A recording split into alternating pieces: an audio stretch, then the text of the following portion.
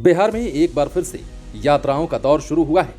यात्राएं लिमिट में भी होती हैं और यात्राएं अनंत में भी होती हैं। यात्राओं का क्या मतलब है, ये काल और परिस्थिति पर निर्भर करता है। लेकिन बिहार में नए साल में जो यात्राएं शुरू हुई हैं, वो बिल्कुल सियासी और चुनावी है और इसमें सभी दल शामिल हैं। सभी दलों के नेता इसके यात्री हैं। पॉलिटिकल एक्सपर्ट की माने तो भले ही तमाम दल इन यात्राओं को अपनी सुविधा के अनुसार नाम दें, लेकिन इसे आप 2024 की चुनावी यात्रा कहें तो कोई आश्चर्य की बात नहीं होगी। दरअसल आज से मुख्यमंत्री नीतीश कुमार ने समाधान यात्रा की शुरुआत कर दी है। ये यात्रा उन्होंने पश्चिम चंपारण से शुरू की है और कई जिलों में वे लोगों की समस्याओं को सुनेंगे और उसका समाधान करते हुए वहां के हालात का जायजा लेंगे और देखेंगे कि विकास कार्य कितना हुआ है। दूसरी ओर आज से ही बिहार में कांग्रेस ने भी अपनी भारत जोड़ो यात्रा का आगाज कर दिया है। हालांकि ये यात्रा उनके दूसरे राज्यों में पहले से चल रही है और उसे खुद राहुल गांधी लीड कर रहे हैं, लेकिन बिहार में इसका आगाज कांग्रेस के राष्ट्रीय अध्यक्ष मल्लिकार्जुन खड़गे खुद कर रहे हैं और 2 दिन पहले बीजेपी के राष्ट्रीय अध्यक्ष जेपी नड्डा लोकतंत्र की जननी वैशाली की धरती पर खूब गरज कर गए। लेकिन सबसे ज्यादा चर्चा में नीतीश कुमार की समाधान यात्रा है। बता दें कि नीतीश कुमार जल्द ही देश की यात्रा पर भी निकलने वाले हैं और इसकी जानकारी उन्होंने खुद ही मीडिया को दी है। ऐसे में सबसे पहले बात करते हैं नीतीश कुमार के समाधान यात्रा को लेकर ही, क्योंकि नीतीश कुमार की समाधान यात्रा पर बिहार में फिलहाल खूब घमासान मचा है। खासकर बीजेपी के नेता तो गजब के बयान दे रहे हैं और उनके सुर में सुर मिला रहे हैं आरजेडी के विधायक सुधाकर सिंह। उप मुख्यमंत्री तेजस्वी यादव और पिता जगदानंद सिंह की चेतावनी के बाद भी सुधाकर सिंह नहीं मान रहे हैं। लेकिन इन सबको इग्नोर करते हुए मुख्यमंत्री नीतीश कुमार ने अपनी समाधान यात्रा शुरू कर दी है। यात्रा में किसी तरह का कोई व्यवधान नहीं हो, मौसम की वजह से यह यात्रा बाधित न हो, इसे ध्यान में रखते हुए मुख्यमंत्री नीतीश कुमार कल ही बेतिया पहुंच गए। उन्होंने अधिकारियों के साथ ही स्थानीय लोगों से भी बातचीत की, वीटीआर भी गए और उन्होंने वाल्मीकि नगर में निर्माणाधीन इंटरनेशनल कन्वेंशन सेंटर का भी जायजा लिया। वहां चल रहे कार्यों का निरीक्षण किया। भ्रमण के क्रम में मुख्यमंत्री ने इंटरनेशनल कन्वेंशन सेंटर का निर्माण कार्य जल्द पूरा करने का निर्देश भी दे दिया है। यह भी बता दें कि समाधान यात्रा के दौरान नीतीश कुमार राज्य में चल रहे सरकारी कामकाज का जायजा लेंगे, विकास की योजनाओं की समीक्षा करेंगे। साथ ही यात्रा के दौरान वे शराबबंदी, बाल विवाह, दहेज प्रथा जैसे सामाजिक कुरीतियों पर भी जागरूकता अभियान चलाएंगे। इस यात्रा के बीच सीएम नीतीश कुमार की कोई जनसभा और रैली नहीं होगी। समाधान यात्रा का पहला चरण 29 जनवरी तक चलेगा, जिसमें 18 जिलों को कवर किया जाएगा। वे कल यानी कि 6 जनवरी को शिवहर और सीतामढ़ी में होंगे। इसके बाद 7 जनवरी को वैशाली, 8 जनवरी को सिवान में, 9 जनवरी को छपरा, 11 जनवरी को मधुबनी, 12 को दरभंगा में, तो 17 जनवरी को सुपौल, 18 जनवरी को सहरसा, तो 19 जनवरी को अररिया, 20 जनवरी को किशनगंज में होंगे, तो 21 जनवरी को कटिहार में वहां का जायजा लेंगे। इसके साथ ही 22 जनवरी को नीतीश कुमार खगड़िया में होंगे, 28 जनवरी को वो बांका में होंगे, तो नीतीश कुमार 29 जनवरी को मुंगेर, लखीसराय और शेखपुरा भी जाएंगे। बाकी के 20 जिलों को वे अगले चरण में कवर करेंगे। भले ही यह यात्रा समाधान के लिए हो, लेकिन पॉलिटिकल एक्सपर्ट इसे चुनाव के चश्मे से ही देख रहे हैं। 2024 में लोकसभा चुनाव और 25 में विधानसभा के चुनाव होने हैं और जब से नीतीश कुमार महागठबंधन में आए हैं, तब से बिहार में तमाम राजनीतिक दलों की चुनावी रणनीति बनने लगी है। इसी को लेकर पिछले साल सितंबर में केंद्रीय गृह मंत्री अमित शाह ने सीमांचल का दौरा किया था।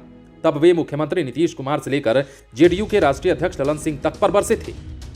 उन्होंने तो ललन सिंह को नयका नेता तक बता दिया था। इसे लेकर भी खूब सियासी हलचल मची थी और अब नीतीश कुमार की समाधान यात्रा पर महाघमासान मचा हुआ है। हालांकि इसके पहले भी नीतीश कुमार बिहार में अब तक 13 बार यात्रा कर चुके हैं, यानी कि 13 बार बिहार भ्रमण पर निकल चुके हैं।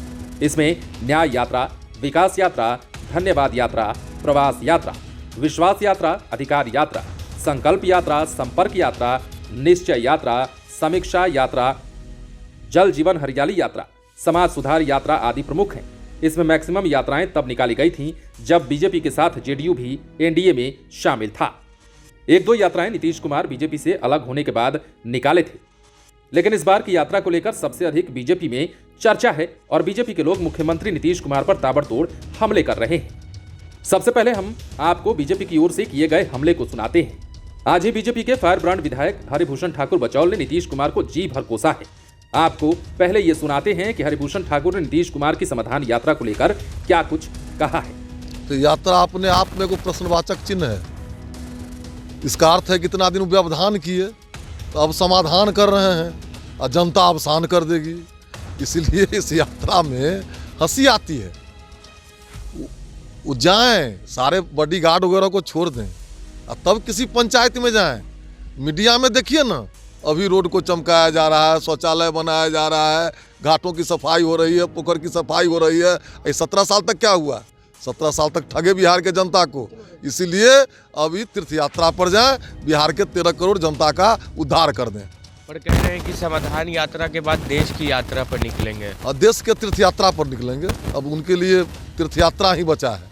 अब वो जिसके साथ रहेंगे वो केवल चंद अफसर और कुछ जनाधार विहीन नेता, जिसका कोई आधार नहीं है, जो उनसे ही जीता है, बस उसके लिए काम किए।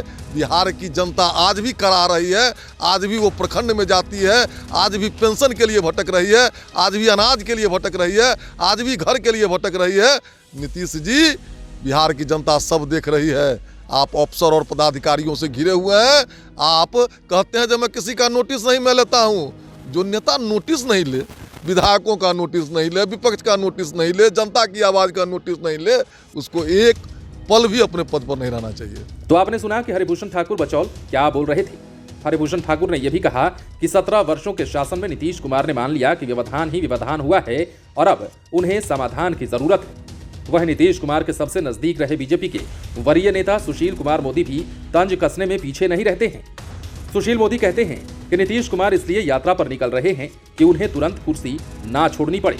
वे किसी न किसी बहाने 2025 तक तेजस्वी यादव की ताजपोशी टालते रहेंगे। इसके अलावा बीजेपी में सम्राट चौधरी से लेकर संजय जायसवाल और विजय सिन्हा तक समाधान यात्रा के बहाने नीतीश कुमार पर बरस रहे हैं। विजय सिन्हा ने तो यहां तक कह दिया है कि नीतीश कुमार इसके पहले 13 यात्रा कर चुके हैं और 13वीं के बाद की यात्रा को लोग खूब समझ रहे हैं। हालांकि नीतीश कुमार किसी भी आरोप पर जवाब देना नहीं चाहते। वे साफ कहते हैं कि हम ऐसे बयानों को नोटिस में नहीं लेते हैं। जगदानंद सिंह के बेटे सुधाकर सिंह ने जब नीतीश कुमार पर हमला किया तो मुख्यमंत्री ने इस बात को फिर से दोहराया और कह दिया कि उन पर कार्रवाई के बारे में उनके दल को सोचना है।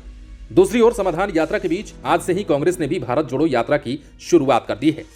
ये भारत जोड़ो यात्रा बिहार के बांका जिले से शुरू हुई है। इस यात्रा को हरी झंडी दिखाने के लिए राष्ट्रीय अध्यक्ष मल्लिकार्जुन खड़गे खुद पहुंचे हुए हैं। वहां पर प्रदेश अध्यक्ष अखिलेश प्रसाद सिंह, बिहार प्रभारी भक्त चरणदास समेत कांग्रेस के तमाम वरीय नेता पहुंच गए हैं। इस यात्रा का समापन पटना में होगा। कहा जा रहा है कि पटना में ही इस यात्रा के समापन पर राहुल गांधी भी शामिल होने वाले हैं। उनके अलावा सोनिया गांधी या फिर प्रियंका गांधी में से कोई एक शामिल हो सकती हैं।